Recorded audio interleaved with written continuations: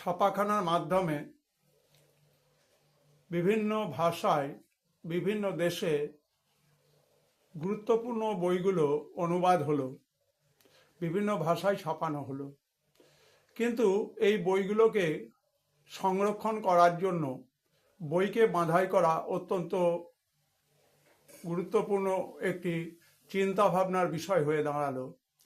In the light off history, ইতিহাসের আলো YouTube চ্যানেলে শুরু করব আজকে বই বাঁধাই এবং বই বাঁধাইকে কেন্দ্র করে এক ধরনের শিল্পের বিকাশ।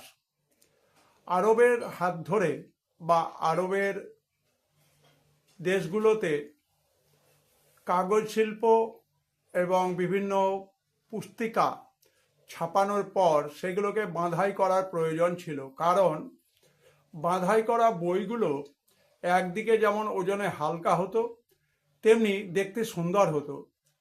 বইয়ের পুরো মলাট চামড়া বা সিল্কের আবরণে ঢেকে দেওয়ার ব্যবস্থা করা হলো, ফলে বইগুলো আরও অনেক বেশি মজবুত এবং টেকসই হলো। মলাটের উপর বাড়তি আবরণের ব্যবস্থা করে বইগুলোকে সযত্নে রাখার সুবন্দোবস্ত করা হলো।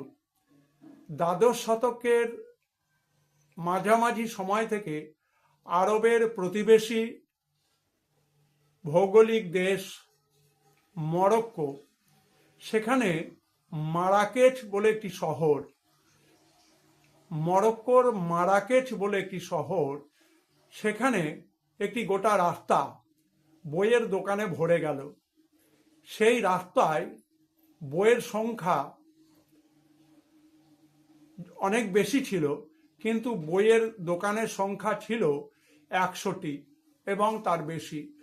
সুতরাং মরক্কোর মারাকেচ শহরের গুরুত্বপূর্ণ রাস্তায় 100টার বেশি দোকান বই বাঁধাইয়ের জন্য তৈরি হলো। স্বাভাবিকভাবে বুঝতে পারা যাচ্ছে যে বই বাঁধাইকে কেন্দ্র করে এক শ্রেণীর কর্মী এবং এক শ্রেণীর শিল্প, বুক বাইন্ডিং ইন্ডাস্ট্রি তৈরি হলো। একাদশ শ্রেণীর দ্বিতীয় সেমিস্টারের দিগন্তের প্রসার এই অধ্যায়ের একটি গুরুত্বপূর্ণ অংশ, সেটি হচ্ছে যে মুদ্রণ দৌলতে কিভাবে গ্রন্থের বিকাশ এবং তাকে সংরক্ষণ করা হলো সে বিষয়ে ধারণা দেওয়া হলো। তোমরা শেষ পর্যন্ত ভিডিওটি দেখবে, তোমাদের প্রয়োজনীয় পড়াশোনার উপযোগী বিষয় সংগ্রহ করবে। সবাই ভালো থাকবে, সবাই সুস্থ থাকবে।